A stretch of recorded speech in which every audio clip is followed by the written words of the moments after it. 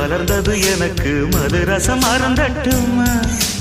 விடுகின்ற வரையில் முடிகின்ற வரையில் கவிதைகள் எழுதட்டுமா முத்தம் என்ற கடலில் முத்து குளிப்போமா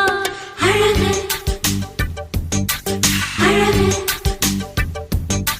ஓ